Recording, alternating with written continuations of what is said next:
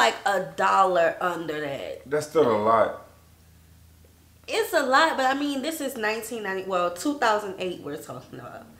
Around 2008. That's how much it was. Nah. $5. They charging for the lettuce and stuff now. No.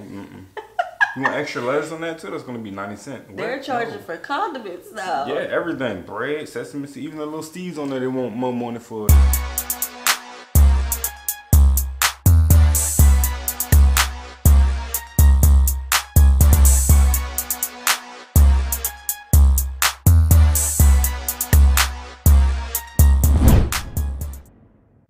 What's good, y'all? It's the Demouchets React, and we're back with another video. Who we got today, C? Today we are back with another American reaction. Yes. We're super excited about this video, guys. If you're new to us and we're new to you, make sure you scroll down, hit the red subscribe button, and turn on the post notification bell because we're on the road to 50K.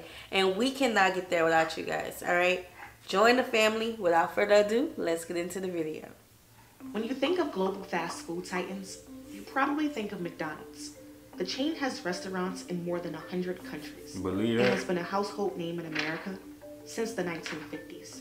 But there is one European state where McDonald's failed to capture national attention: Iceland. Didn't realize it was just by themselves. 15 years to make it in Iceland. But in 2009, the local franchise closed its 3 remaining stores with no plan to return. So what went so wrong for McDonald's in Iceland? Really, to answer that, let's go back to when McDonald's first entered the market in 1993, at a time when the isolated island nation was shifting toward a free market economy and becoming more globalized. Then Prime Minister David Odson took the first bite of an Icelandic McDonald's hamburger at its grand opening. It was seen as a sign of the country finally entering into the modern globalized world. When McDonald's opened up in 1993, I have never ever in my life seen such an opening in one restaurant. There were lines for days outside the restaurant, and they were selling thousands and thousands of burgers every day. But then, you know, after honeymoon is over, people started, it was just a usual thing. And locals welcomed the American fast food chain because it symbolized the country pulling away from isolation and nationalism. The opening of the franchise kind of symbolized in Iceland at that time entering into a global community. And some scholars have pointed out that in relation to marginal countries, or countries that feel themselves a little bit marginal, getting international franchise can be important as kind of affirming that you are part of a global community. What better way to announce that, you know, entering a global market than have a McDonald's? I mean, McDonald's is a vibe. Worldwide. History has a lot of history to its name. Yes, yes. If y'all have not watched the what would you call it? The Brothers. I think it said something Brothers. The McDonald Brothers. The McDonald believe they are. are. We have The to check movie it out. about McDonald's, of how they started, how the businessman took their business, their you know, their last name, literally and everything. made it what it is today. I think they don't have the so for them to not have McDonald's out there, for them to have see through commercials and everything and see what it sounds like, tastes like, and what we go through when we experience McDonald's. I can only imagine what it was like that first day. Yeah, at that time. That line was crazy for days. Yes, you know what I'm saying? yes, so. Yes. Unity, or a community of nations. But in 2008, the global economic collapse hit the small country of roughly 300,000 people. The stock market and its 3 biggest banks collapsed, and almost every business in the country nearly went bankrupt. Thousands of people lost their savings, and Iceland erupted in protests. The krona lost roughly half its value, and higher tariffs translated into much higher import prices. That made it difficult for foreign brands that were dependent on imports to maintain its profit margins without drastically raising its prices. According to the owner of the McDonald's Iceland franchise, the chain imported its raw ingredients from Germany. The franchise owner told the media that prices spiraled so out of control that for a kilo of onion imported from Germany, he was paying the equivalent of a bottle of good whiskey. In contrast with McDonald's and also Burger King, which closed at a similar time as McDonald's closed. Those were sourcing materials from outside Iceland, and the two restaurants in question closed in 2008 and 2009 following the economic crisis. So it simply wasn't cost effective to have such a large share of materials for the fast food. McDonald's Icelandic franchise owners said that in order to remain in business and make a profit, McDonald's would have had to hike up its Big Mac price by 20% Oh, God. to $6.36. Well, I mean, that's what it is today. No, it's not. That's a meal. Switzerland currently holds that title. That's a meal, see. It's like $1 under that. That's still a lot. It's a lot, but I mean, this is 2008 we're talking about. Around 2008, that's how much it was. Nah. $5. They charging for the lettuce and stuff now? No. You want extra lettuce on that too? That's going to be 90 cents. They're charging for condiments now. Yeah, everything. Bread, sesame seed, even the little steves on there, they want more money for it. I'm not paying all that. But I mean, in today's time. Just to keep their business running though. I guess. $6.82 Big Mac. In 2009, the franchise announced that it would be closing its 3 outlets with only a week's notice, blaming high operational cost. McDonald's local franchise partner in Iceland was a firm called List. The managing director of the McDonald's franchise told media that business had actually never been better at the time it pulled out of the country. He told media that the restaurants had never been this busy before, but at the same time, profits had never been lower.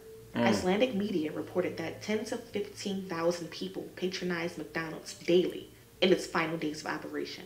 2008 marked a time when several businesses decided to exit Iceland, including McDonald's rival Burger King and Pizza Hut, which closed all but one outlet.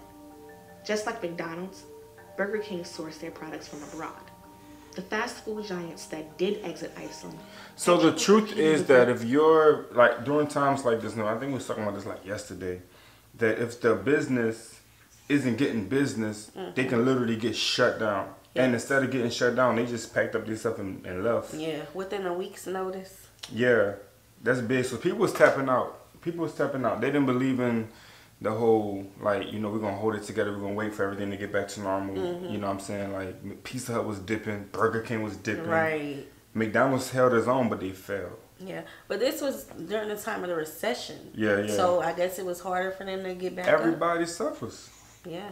Everybody was suffering. Businesses, people, losing jobs. Even across seas, they had to make sure they had imports was going through it. Restaurants that source their ingredients locally. But other analysts say high import costs affected everyone. Yep. Even the businesses that used homegrown ingredients. Even the cows was low on grass. And the difference between the chains that succeeded in Iceland after the crisis and the ones that failed all boils down to Even the cows. Even the cows. That's why they showed the picture of the cows. Because the cows wasn't even getting enough food to, to fatten up and everything to get slaughtered so they could get shipped back out to get used for patties, and everything was wrong. Well, everybody was suffering. Yeah. I can't. Yeah. Oh my God. Yeah, we went there. Companies had usually either financed themselves in a more conservative manner and or maybe simply got better assistance from the bank than other companies. Yeah. So in the case of, for example, McDonald's, that company was highly indebted with foreign currencies when it went bankrupt. Iceland has long been known for its overpriced food and its high cost of living. In 2018, Iceland was ranked the second most expensive country in the world. A typical sit-down meal will cost you around $20 to $40. What? Local fast food owners say keeping prices consistent is the key to surviving in Iceland. Keep your prices reasonable, and if you keep your quality good, if you have the consistency, which is the key, consistency, then you can survive in almost any business. After closing, McDonald's Iceland franchise lost the McDonald's signage and renamed the stores Metro. Whoa. This new chain uses locally sourced food to keep costs low and is still operating today. And not all American fast food chains left Iceland during the financial crisis. We've seen places like KFC.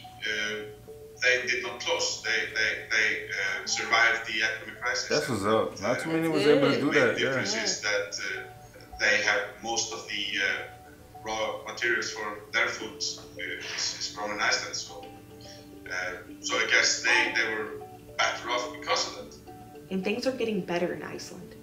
Its economy is bouncing back, and it's proving to be an inviting place to do business. According to the Economic Freedom Index, which looks at a country's business and investment freedom, Iceland ranks 5th among European countries. And Icelanders are opting to eat out. Young Icelanders eat fast food we still take pictures of food though, spending an average of $220 a month. Iceland has also become a hot destination for tourists. Well, for fast food, yes it is. As of 2017, the number of foreign visitors to Iceland has more than quadrupled since 2010. Hot springs. With Iceland's economy looking bright, tourism climbing, and residents enjoying the multiple fast food options, there might be hope for McDonald's to make a comeback in the Nordic region. So for the hot springs, babe, what I'm gonna do is I'm gonna have to let you experience it first before I actually let you experience it. Right? So what I'm gonna do is I'm gonna just get like a heater vent. I'm gonna set it up in the bathroom, but I'm gonna get some designs around the bathroom to make it seem very Iceland. You know what I'm saying? Okay. And then the water is gonna be steamy because I'm gonna have the steam going in there, and you're gonna enjoy it. It's gonna be dope. Okay. You know you like hot showers, so. Okay. Yeah, I love you too. We have some hot springs like an hour away. Anyway.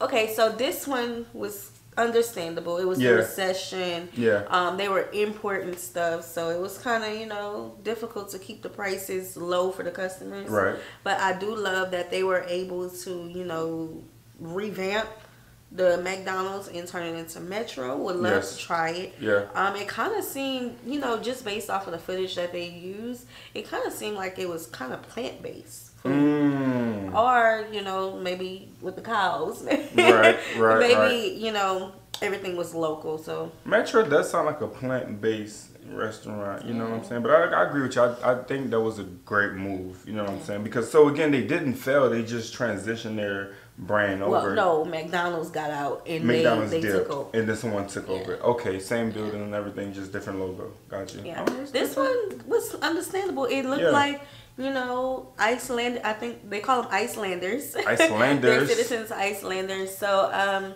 it seemed like, right before they took McDonald's out, they said it was the busiest that they've seen in a while. So, it looked like they liked it. Oh, I know they liked it. So it just seems like, the other companies that we been watching fail in other countries, it's been a cultural thing. And I was going to get on that too. They've been getting kicked out. You guys voiced your opinions very broadly. And but for McDonald's in Iceland, they love McDonald's. And it was a financial thing. So they got kicked out because of money problems. Yeah. So guys, we hope you all enjoyed this video with us. Like this video, subscribe, turn on the post notification bell. We have enabled our super thanks if you would like to support the channel that way. And we have our mailing address in the description box if you want to send us something from Iceland. Check it out. All right, we'll see you soon. Peace.